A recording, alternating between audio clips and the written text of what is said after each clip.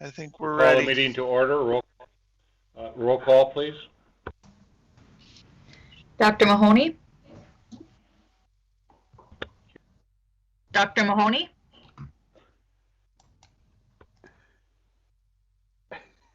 Hello, can you hear me?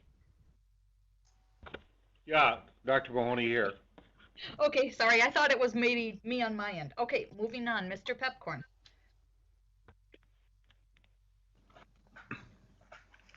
Mr. Grinberg? Here. Mr. Judd? Here. Mr. Hendrickson? Here. Miss Carlson? Here. Mrs. Sherling?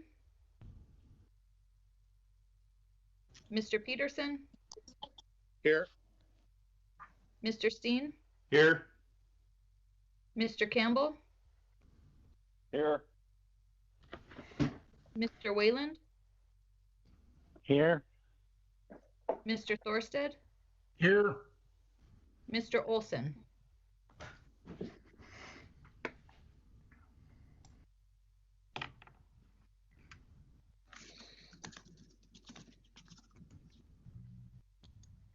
There is a quorum.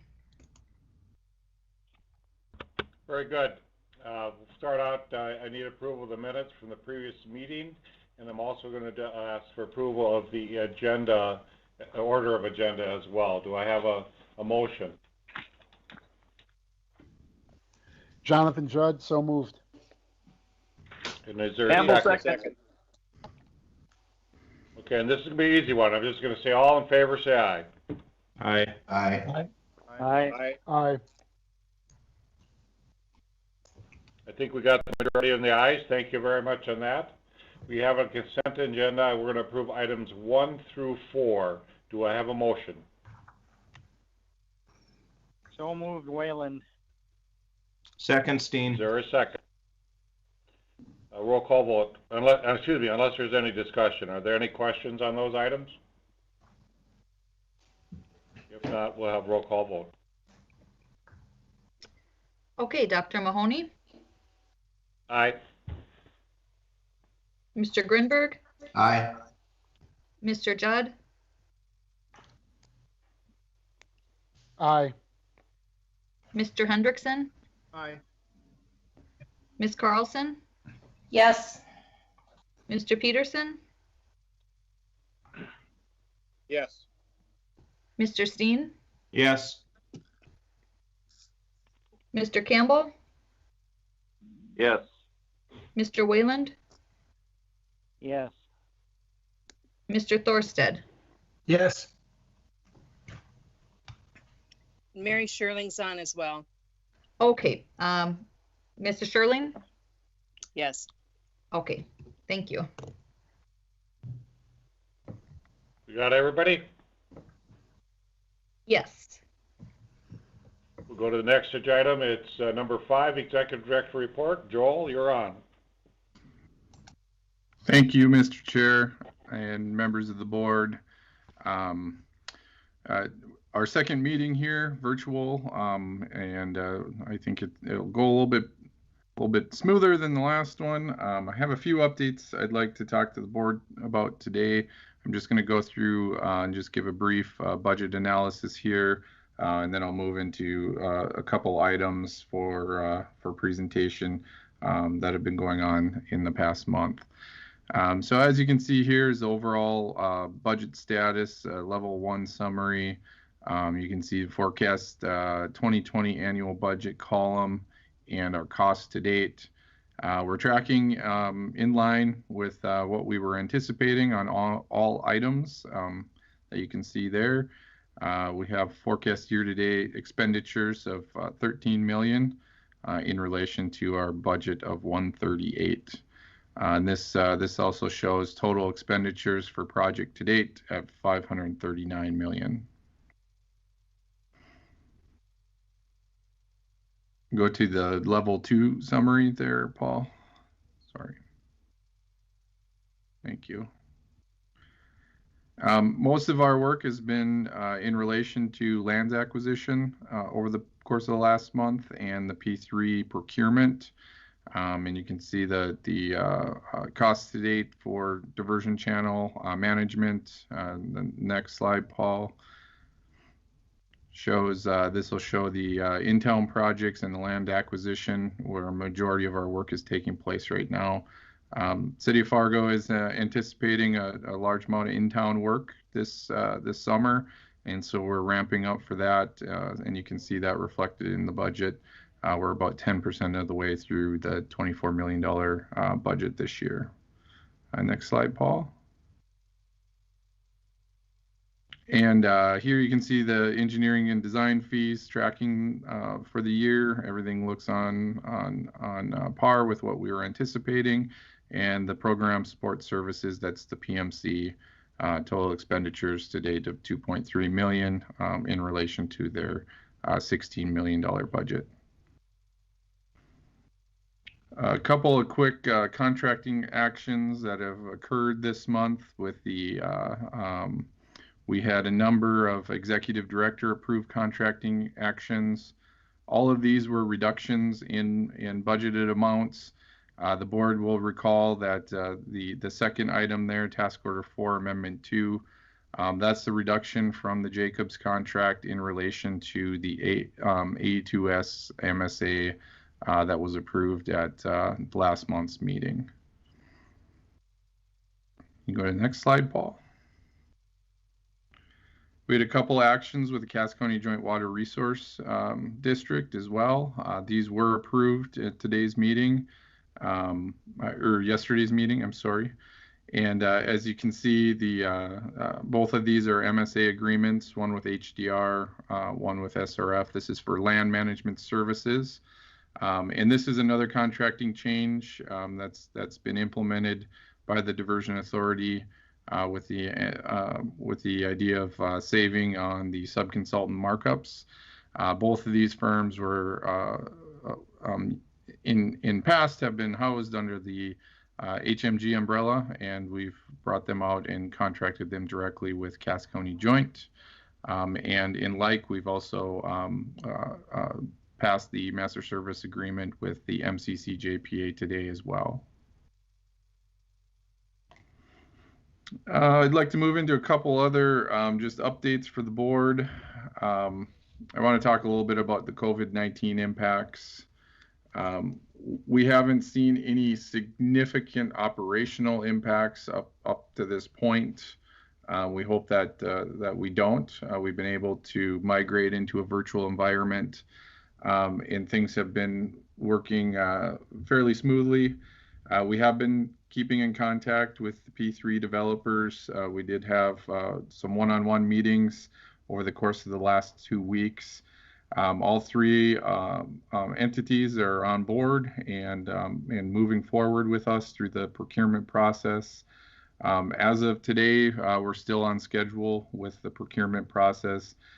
There may potentially be some effect of the COVID-19 according to that schedule, but at this point we don't know what that might be.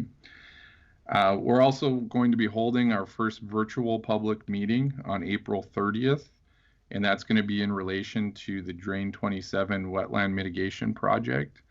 And so this will be a first for the Diversion Authority. We haven't held a virtual public meeting yet, and so we're working with our public outreach folks in order to get that set up and get the invites out and advertise for that meeting.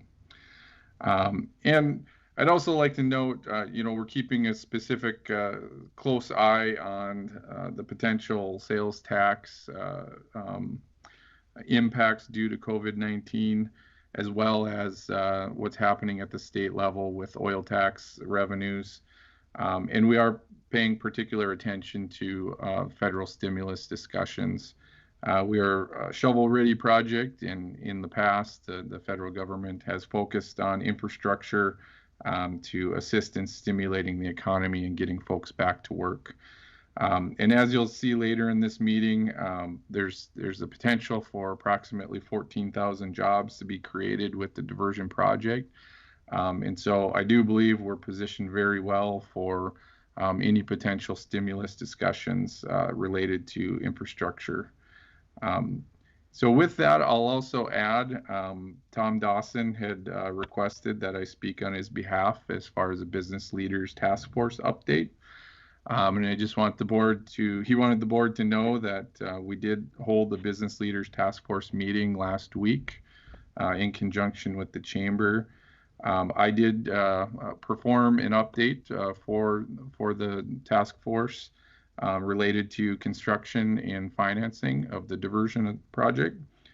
We had about 40 participants, great engagement, got a lot of great feedback from the presentation, and I was actually asked by a number of individuals to present at a later date for different subsets of individuals. So with that, Chairman, I'll take any questions if the board so chooses. Any questions by the board members? Ken, could you just update the group on sales tax revenues the last few months, just so they know what's happened with COVID?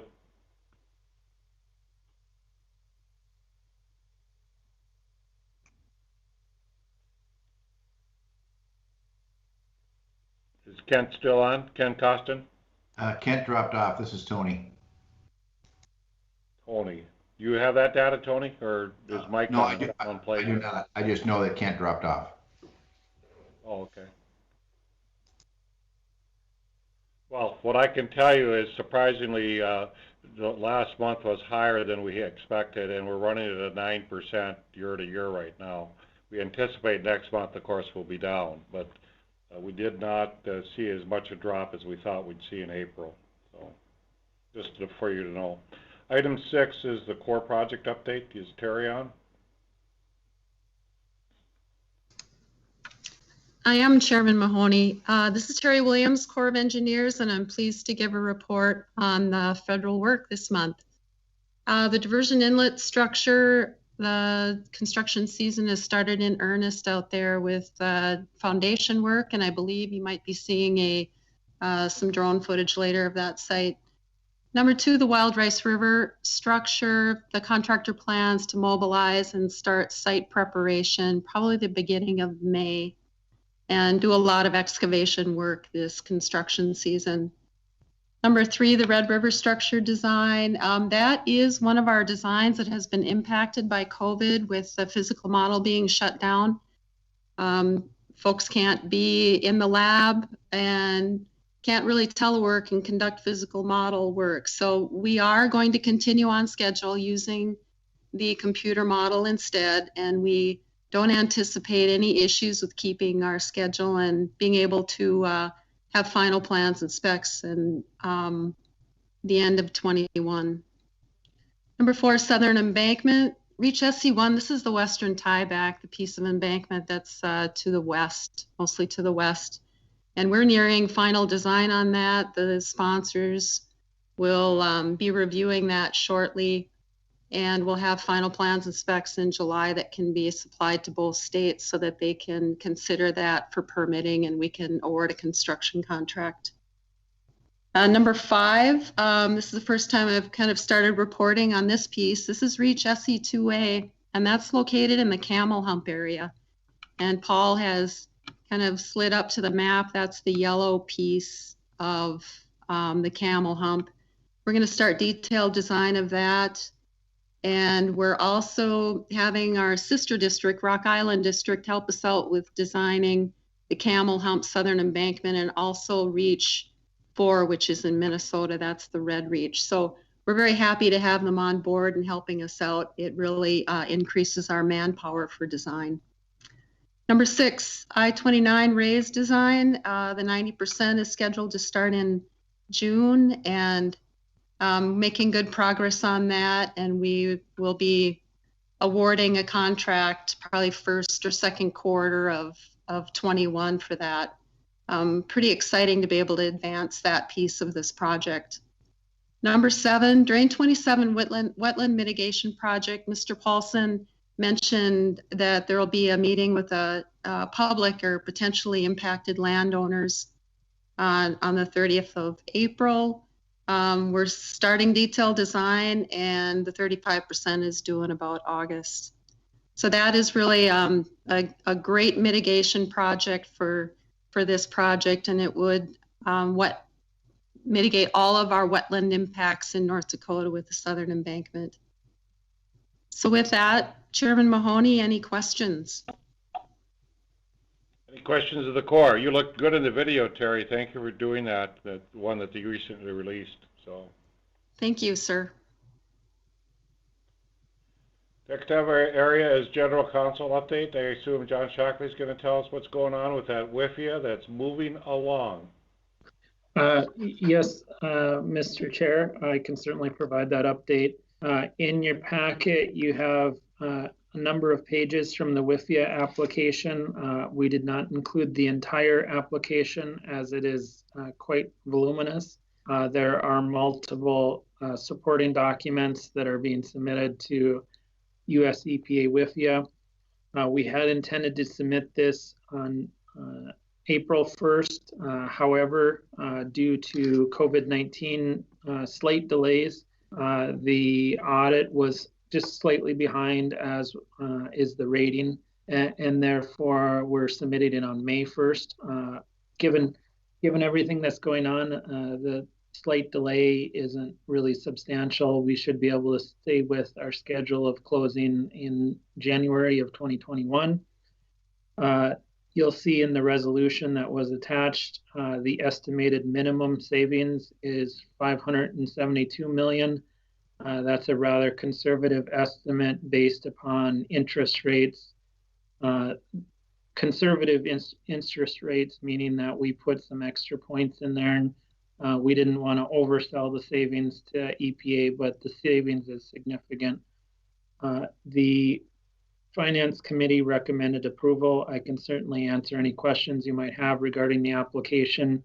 I would also note that US EPA has been reviewing our draft application, so they've seen this already and will be providing any additional comments to us. But they've seen all of the materials from the draft application, and we're continuing to work on it. Grinberg moves for approval. Is there a second? Steen seconds. I heard, John, that they thought we were rather brilliant. Is that right? The EPA, or? I deferred. I was in the conversation. I think they liked our presentation and the materials that we provided, along with the white paper regarding the financing of the project that you had, that all the board members have received a copy of. So thus far, that they've been very satisfied with our response to them, and so. Well, I just thought it reflected a really bright board. So roll call vote, please. Dr. Mahoney? Aye. Mr. Grinberg? Aye. Mr. Judd? Aye. Mr. Hendrickson? Aye. Ms. Carlson? Yes. Mrs. Sherling? Yes. Mr. Peterson? Yes. Mr. Steen? Yes. Mr. Campbell? Yep. Mr. Wayland? Yes. Mr. Thorstead? Yes.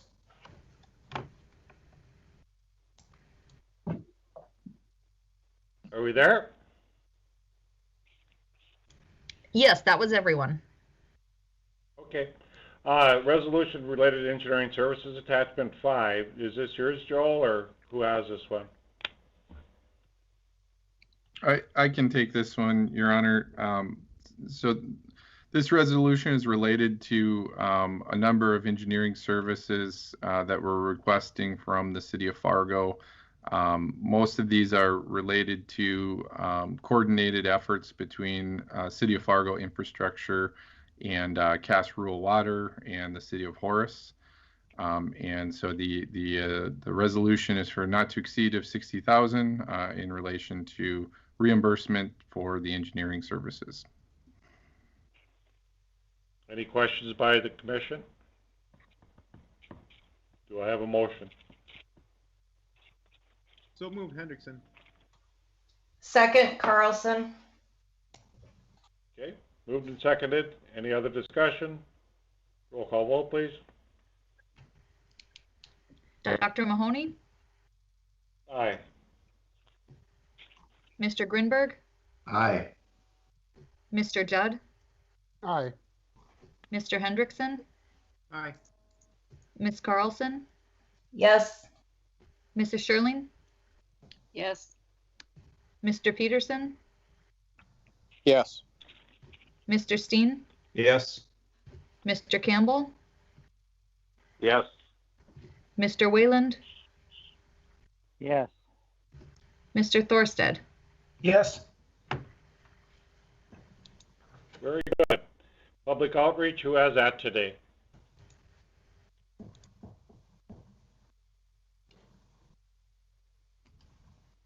Joel, is Rocky giving a report, or is anybody giving a report on that? Is Roger on the line? No. Rocky, why don't you give an This update? is Rocky. I'm happy to take that. I did send an email to the board on behalf of Roger with the outreach committee update this month.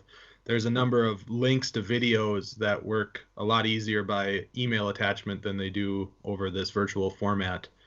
But we do encourage you to take a look. There's a documentary that was released by the Diversion Authority yesterday. It's got last I looked, it was over 12,000 views on City of Fargo's Facebook page. And so I think it's gotten a pretty wide release. It's also being shown on a regular basis on public access TV. It's really a credit to a number of board members and others that have been part of those 3 questions videos in the past that we put together in a documentary fashion to tell the sort of history of flooding and history of the project. Looking forward to a part 2 that talks more about project operations and what happens next. But I think we've gotten a pretty good feedback on the results from that. And that's maybe the biggest thing. I'd say in addition to that, we're working hard on a communications plan. We had a number of surveys that were sent out around the metro area. We've gotten back over 2,300 public surveys. And so we're still digging into the data on those, but look for that in the future to kind of break down the data a little bit more into some interesting findings. Over. I want to thank the board members that participated. They really did a great job in that video. And a lot of the personal stories really made it human. So it was really well done. Thank you, Rocky. Can we go to land management? Joel, who's going to take that today? Shirley? Mary, are you taking that? I'm here, Mr. Mayor. So land management had a fairly lengthy meeting yesterday. We had a lot of information to cover. As noted, Mr. Frederickson and Mr. Dodds stopped by the Cass County Commission meeting on Monday just to refresh us on how quick take process will be working as we move forward, anticipating that that may become necessary. And if that does happen, then the Cass County Commission need to be part of that process.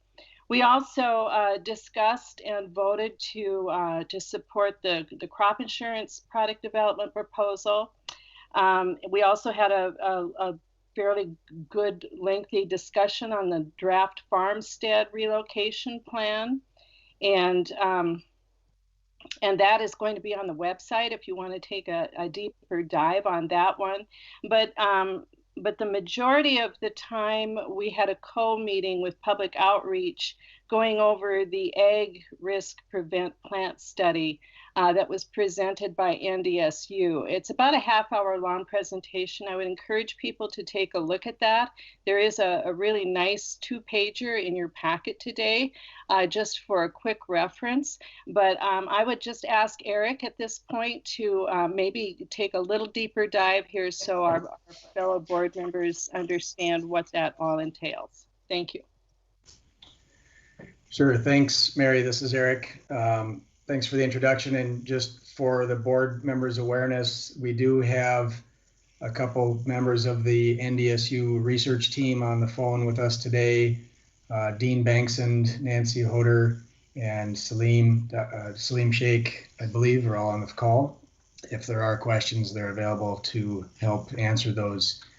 would turn your attention to your meeting packet. On page 129 and 130 of the packet is the 2-page ag risk study document that Ms. Shirley mentioned. In addition to this 2-page document, as Commissioner Shirley noted, we do have the presentations and the slide decks from the NDSU research efforts on the project website, and certainly encourage you to take a look if you're more interested. Just a quick background or history lesson on this. The Diversion Authority did retain NDSU several years ago to study the impacts of the project on ag production in the staging area. The NDSU research team did complete that study a few years ago, and then we've had a few updates over the years. In 2019, we recognized that the project had changed substantially and that we needed to update this study for our purposes, for the benefit of the producers that operate in the staging area, as well as for the use of valuing flowage easements. And so the study has been updated. Last month at the Land Committee, the NDSU research team presented on, I guess, what I call the base study. And then yesterday at the Land Committee, the NDSU research team presented on the second part of their analysis, which was related to prevent plant scenarios. And so both of those presentations and the slide decks are going to be up on the project website. In your packet here is this 2-page summary. I guess I would just draw your attention to a few items in here for your awareness. You can see on the 2-pager that the observations at a glance, which is on the left side of the first page, those observations provide a high-level summary of the study effort. I guess in summary, what the findings were is that there is a fairly good likelihood or high likelihood of having some planting delays, but the delays that could occur are very short and very minor.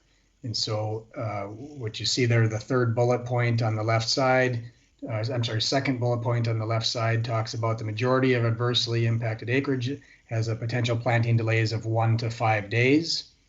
And then later on in those bullet points, it goes on to explain that from an economic standpoint, it's only 1 to 5 days, which is relatively minor. And also it goes on to explain that roughly half of the area, the staging area, is routinely planted with soybeans. And soybeans have a later planting date than corn or wheat or sugar beets. And so if the planting date is later, it stands to reason that there's less likelihood of having any delay on those planting durations. On the second page of this summary, it goes on to explain that the graphics on the second page point out, the top graphic points out that there were 10 different flood events that were evaluated, and the blue bars represent the acreages that are not impacted. And so you can see the vast majority of acreage in the staging area is not impacted by the project. The red bars represent the acreages that would be impacted. And then the second graphic on page 2, you can see the color-coded bars there with the green bars representing the 1 to 5 days duration, which again is relatively minor in the grand scheme of the planting durations. Interesting to note there, the original study we had from NDSU included a period of dry down after water is off the land. And based on feedback from producers, the suggestion was that 10 days was an appropriate dry down period. And so that was incorporated into the original study. And then when we had NDSU produce this update, we recognized that there could be some sensitivities around that dry down period. And so we asked NDSU to study both a 10-day period and a 14-day period. And I guess the results that are included in their full report do explain the sensitivities of that additional 4 days. What we found is that, generally speaking, the time frame from which project operations begin to which includes the water that would get backed up on the land, water that would leave the land, and then this 10 or 14-day dry down period until when those flood impacts are gone. That time frame ends up being very similar to when regional planting dates start in the region. And so if we have a late flood, or if we have a long flood, or if the dry down period gets extended, there is a chance of increased planting delays. But as the study pointed out, on average, those planting delays are relatively minor. So I guess I would maybe stop there and see if there's any questions. Again, we do have the NDSU research team on the phone available if there are any things that you'd have questions on. Any big questions by any of the members?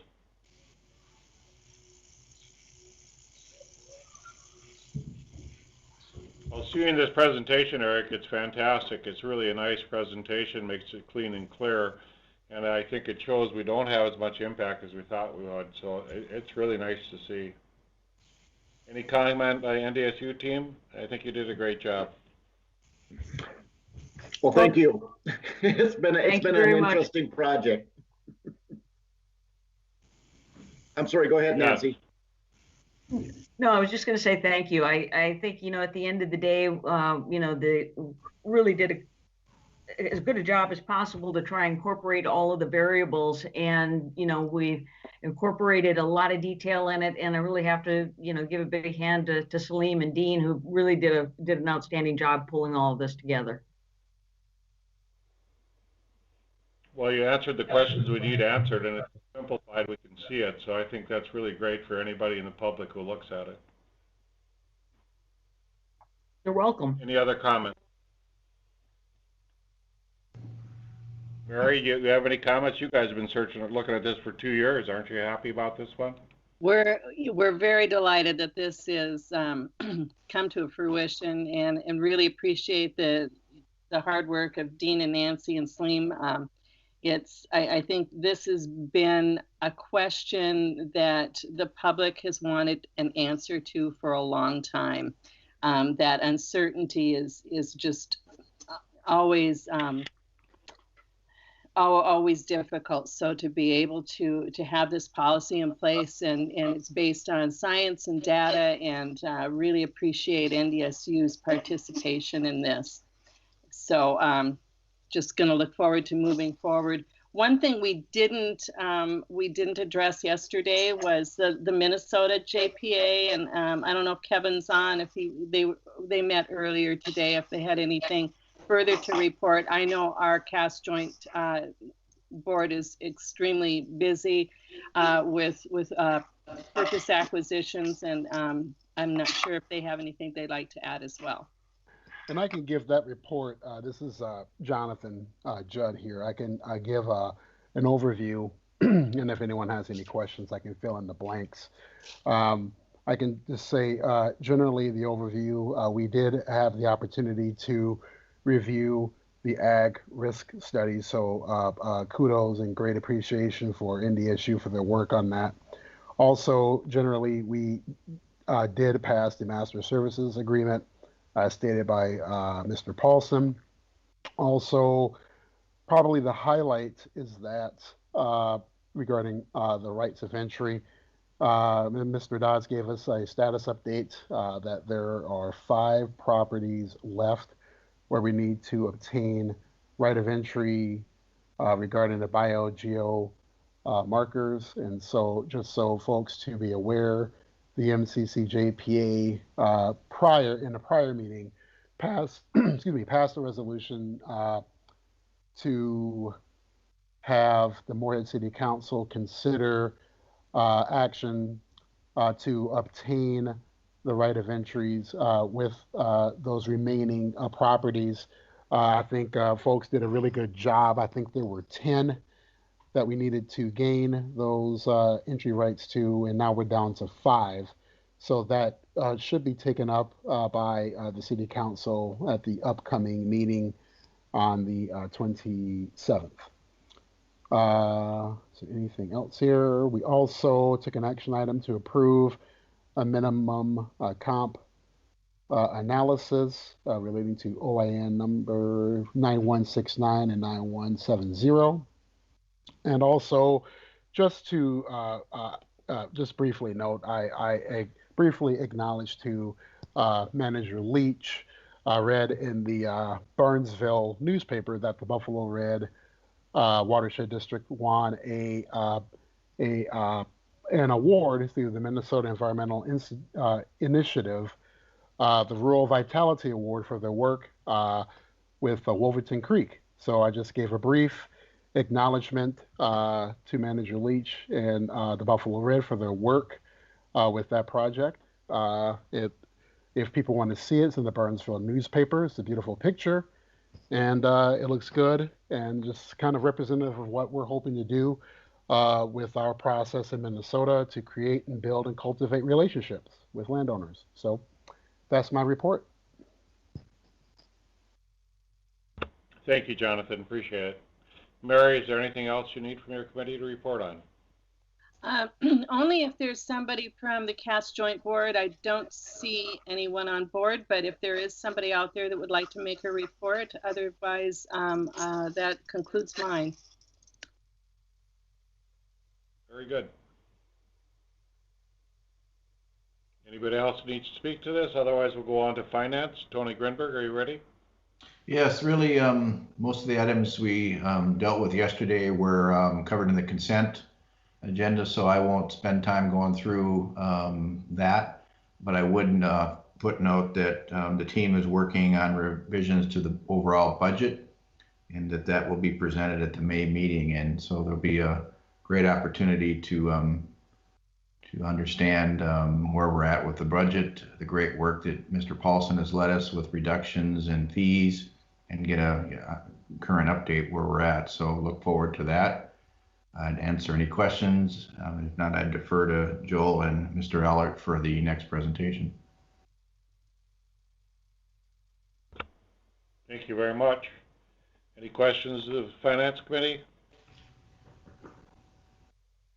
We go to other business. I think Jason Ellert's on board for the North Dakota Business Trade Union presentation that they gave recently to the chamber, I believe.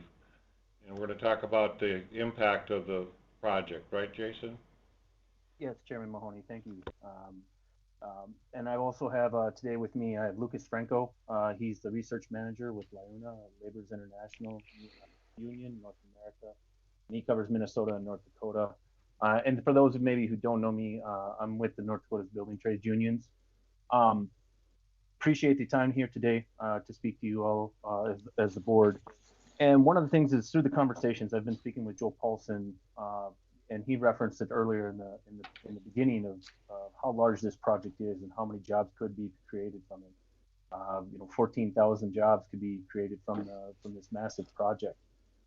So working together with Lucas, we did an analysis and really did a report on a transformative investment, and the report has been attached with your packets. And it was really how do we maximize the socioeconomic benefits of the diversion? This will bring permanent flood protection to the community, to the area, but then while it's getting built, how do we make sure that it's really beneficial to the people in the community from working on the project and developing it? So we can move into the next slide, please. So with things that I'll kind of get an introduction here, and then I'll pass it off to Lucas, who will kind of go more into the summary of his report that we worked together between the building trades and LIUNA.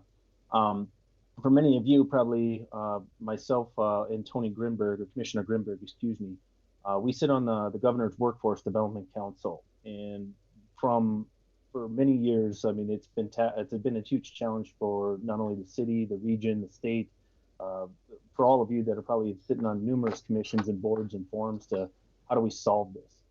And in 2018, the Workforce Development Council released a report highlighting 5 technical areas that need to be addressed.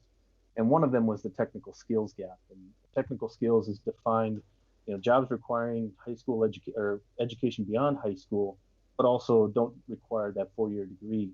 And in that report, we found that in North Dakota, middle skills job or technical skills account for 60% of the labor market. So where we were looking at this and talking with Joel and then also the genesis of this report is now we're going to put a large infrastructure project in the Fargo-Moorhead area. How do we train local people on the project? And through the studies with Lucas, we found a similar case study that was done in Miami that was delivered in the same method, the private-public partnership, but they had really great success getting local workers on the project, training them up and upskilling them. So what we're going to be talking about here today is been utilized in several different, or in another instance, and we'll be taking advantage of registered apprenticeship programs. So with that, I'll just pass it off to Lucas, who can maybe give a quick introduction, and then he'll kind of go through his summary. Yeah, good afternoon. My name is Lucas Franco. I'm the research manager for the Laborers Union, as Jason mentioned, and thanks again for having us. So, you know, what we're really talking about today is three major challenges that the Fargo-Moorhead region faces. One, of course, is the threat of catastrophic flooding. We all know the potential of not doing anything, and you know the diversion project is an example of a bold investment in the future of the Fargo-Moorhead area, and it's an important step to preserve the economic vitality of the region. But along with that threat of catastrophic flooding, as Jason mentioned, there's also two additional challenges that we think this project could really help to solve. The second is a technical skills gap, and as Jason mentioned, that 2018 report from the State of North Dakota Workforce Development Council really gets into the details of the technical skills gaps that exist in North Dakota, particularly in the construction industry, and talks about how North Dakota at the moment is actually lagging neighboring states. So that's one problem. Another problem is just an overall workforce shortage in the construction industry. I've done a lot of research looking at the wind industry, other major infrastructure, and most recently a report that's coming out next week on the growing reliance on the H-2B guest worker program for construction workers. And the research that I've done is showing what a shift has happened over the last 5-6 years in terms of a reliance on either H-2B guest workers in the construction industry, where you've seen in places like the Fargo market, particularly in concrete. In the last 5 years, there's been an 800-fold increase in the number of H-2B guest workers for concrete work, just this astronomical increase, but also on major infrastructure like wind projects and other projects, a reliance on workers coming from Texas and Utah. So there's the shift towards relying on bringing people in to build our critical infrastructure in the Fargo-Moorhead area. So we think that the diversion project can go a long way to help solve all of these problems. You know, obviously it's all about preventing catastrophic flooding, but it also has this enormous potential to address both workforce shortages and the technical skills gap, both in the metropolitan area, but then in North Dakota overall. And we believe it can solve these problems, and as we outline in our report, by incentivizing contractors that build the project to partner with registered apprenticeship programs. Next slide, please. These programs have a proven track record of recruiting, training, and launching workers into a career in construction. And as I'll detail later, there's a great example of this on another P3 project in the Miami-Dade area. And so there's 5 key components of registered apprenticeship programs. Number one, and what's incredibly essential, is employer involvement, deep buy-in, in this case from contractors on this project. Number 2 is structured on-the-job learning. So as you're working, you're developing skills in an intentional way. Number 3, related instruction. So what you're learning in the field, say in construction, you also spend significant time in the classroom developing those technical skills. Number 4, rewards for skills gained. So what's really important in registered apprenticeship programs is that as you climb the ladder and move towards a journey worker status, for example, in construction, that you're rewarded. Your pay goes up year over year, so it keeps people bought in. There's a mechanism that incentivizes a commitment to follow through and finish the program. And then number 5, national occupational accreditation.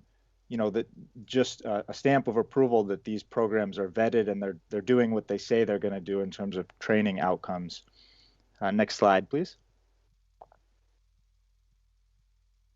Thank you. So the advantages of these programs are well documented in peer-reviewed research, which we highlight in the attached in the report that should be included with your packet. These educational programs ensure high-quality construction work. They help workers start family-supporting careers. So this is a pathway into a good family-supporting career in construction. Those that complete a registered apprenticeship program receive on average $300,000 more in compensation than non-participants over the course of their career. So there's clear material incentives for workers to gain that status and to, in this case, become, say, a journey worker, journey construction worker. And finally, they create a safer and more productive workforce. They're targeted and laser focused on developing those technical skills that are so needed. So incentivizing contractors on the diversion project to partner with registered apprenticeship programs can really go a long way to help us solve our regional workforce shortages and our technical skills gap. This is a once in a lifetime, once in a generation investment in the region, and it can solve the problem of flooding, but it also has so much potential to train and recruit and train the next generation of construction workers. So what we also do in this report, however, is that we look at the sort of consequences of failing to address the current workforce shortages and the technical skills gap. So if we fail to address these two things, it'll likely lead to a heavy reliance on outsourced labor to build this project. And that's really our worry, is what happens if this project is built by a majority non-local workers, folks coming in from out of the region. So next slide, please. So the report goes into great detail in terms of our sort of analysis of different spending patterns between non-local and local residents. But the sort of nutshell, simplified description is that local workers reinvest about 95% of their after-tax, after-savings locally, which we find is about 3 to 4 times as much as the typical non-local worker. So this huge discrepancy in spending patterns, and then each dollar spent has a ripple effect in terms of economic multipliers. And so what we did is we looked at, potentially if across all 14,000 jobs, what would be the cumulative impacts of different percentages, local and non-local. And the graph on the right summarizes some of those possibilities. And so if the workforce was 30% local versus 70% local, we estimate that the economic impact of the project for the local economy would be undercut by $1 billion. So we're talking about a very significant difference. But we can avoid these losses through a commitment to workforce development through registered apprenticeship programs. Next slide, please. So as Jason mentioned, we just wanted to briefly give a case study of a similar situation. So a recent project in Miami offers a good roadmap of both how to build public support for a P3 funded infrastructure project, while also using such an investment as a catalyst for both workforce development and to address technical skills gap. So in the early 2000s, the Florida Department of Transportation sought to build support for a $1 billion P3 funded tunnel project in Miami. And at the time, the region faced similar construction workforce shortages, and local officials worried that the taxpayer funded project could be built largely by non-local workers. And at the time, there are a number of major infrastructure projects that had happened that were built largely with outsourced labor. Additionally, local backers were concerned about local resistance to the project. They weren't getting the buy-in for this project that they wanted. So the Florida Department of Transportation and other regional stakeholders agreed that, quote, in order for the project to succeed, it needed to have a notable impact that could be felt by the community. So they saw some way to engage locals as essential to build support for this project. So to do that, they incentivized the general contractor on the project, as well as subcontractors, to partner with local registered apprenticeship programs. And these programs in the area, these registered apprenticeship programs, had a long track record of recruiting, training, and dispatching area workers to build regional infrastructure. So ultimately, through this partnership, the project was built with about 83% local construction workers, which was a phenomenal success. It launched a new generation of workers into a career in construction, and it was also delivered, importantly, on time and $90 million under budget. So we see that there's really no reason we can't have the same success in the Fargo-Moorhead area, and that this provides such a fantastic example of how we could use the diversion investment to solve the issue of catastrophic flooding, but also to use it as a catalyst to recruit and train the next generation of construction workers in the area. So I'll kick it over to Jason to talk a little more about the details of our plan. Sure, thank you. Thank you, Lucas. And so these are discussions I was having with Joel a couple months ago. Is how do we really solve this? How do we train a local workforce on the project? I know many of you, as board members, want to see the maximum economic benefit coming back to people here in the community, in the region. You know, Fargo, Moorhead, North Dakota, Minnesota. You know, how do we maximize that benefit? And one of the things that we really always advocate for in the trades is the training, the education. That really helps, you know, market forces. Instead of just giving a person a fish, you actually train a person how to fish, and that brings those long-term benefits.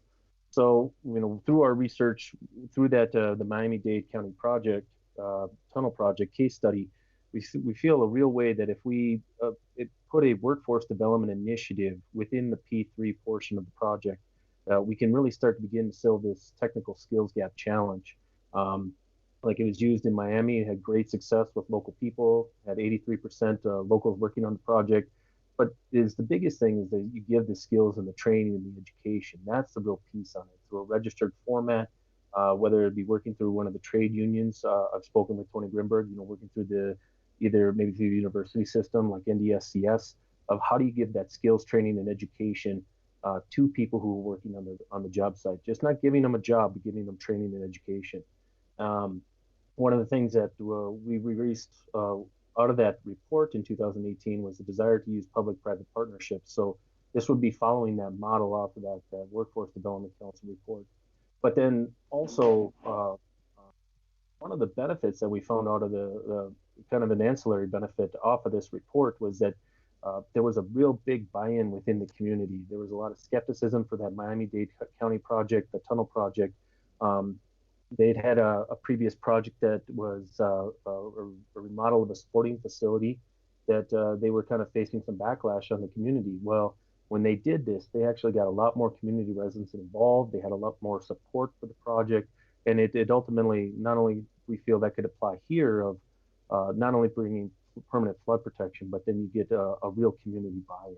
So we've been working with Joel and Commissioner Grimberg now to how we lay out the specification within the P3.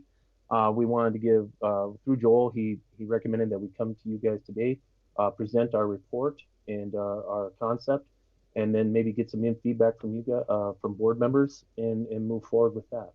With that, I'll kind of just, if Joel has anything to add, I'll stand for any questions. Thanks, Jason. I don't have much. That was pretty comprehensive, and I think you hit the nail on the head. It's, in my mind, the two biggest issues we have in the FM area in particular is flood protection and workforce development and workforce needs. And so the board knows, I've brought this up to them before. You know, I think we'd be doing a disservice if we didn't look at socioeconomic benefits of the FM diversion project. as we start to move into the phase of constructing. And so I think you've done a good job, Jason, of outlining, the perspective of being able to train and specialize folks for the construction industry. And as you mentioned, from the Workforce Development Council with the state of North Dakota, that this fits right in with the plans that have been produced. And so with that, I guess we'll open it up for any questions from the board.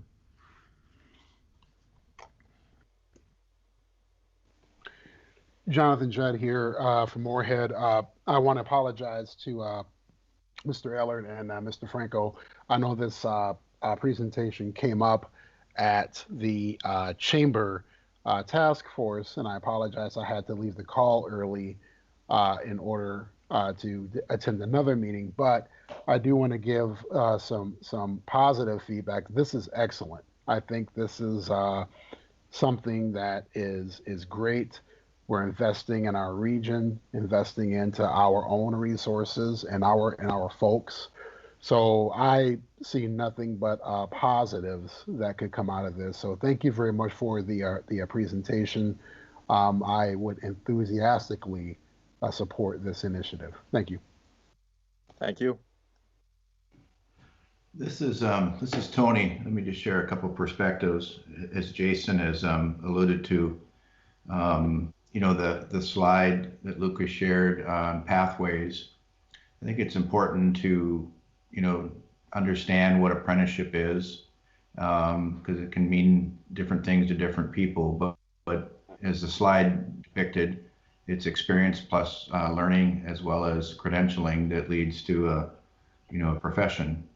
And you can accomplish an apprenticeship, be part of a registered apprenticeship program in a number of ways, either through public institutions that offer it, or through a union-based model, and the opportunities that whatever pathway presents individuals. But what I was intrigued after we thought through this a little more is the youth side of the opportunity.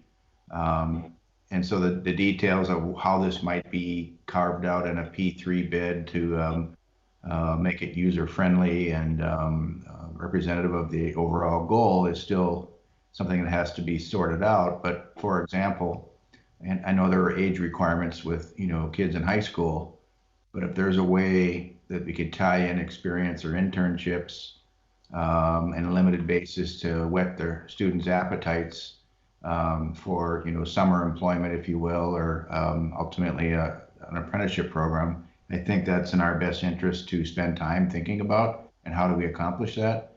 And I think it goes well beyond just the construction profession, but I can tell you that some of the engineers on the phone and the firms they represent, you can't find a civil tech in the market. And so there equally would be opportunities for kids in civil engineering tech to the other plethora of positions that'll be impacted by this investment. So I agree with Jonathan Judd. Both Jonathan and I are now two-year college guys, and so we're partners obviously on the diversion, and as the technical college in Moorhead as well as NDSCS, where we do offer apprenticeship programs. I think that's part of it, but it's also part of how do we engage our public school systems, and at what point, or what's allowable, if you will, to have the experiences. So that would be my thoughts.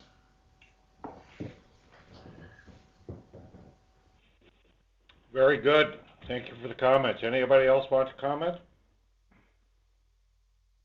Thank you, Lucas and Jason, for giving this presentation. Joel, do we have any other business but the next meeting? We do not, Mr. Chair. Thank you, everybody, for going through this today. Commissioner Pipcorn was not able to get in, so we'll have to correct that next time, but he wishes to. He's here. And I thank you all. This is difficult to do sometimes, but I actually thought the meeting went pretty well today. So thank you for your time and attendance to this meeting. We're adjourned.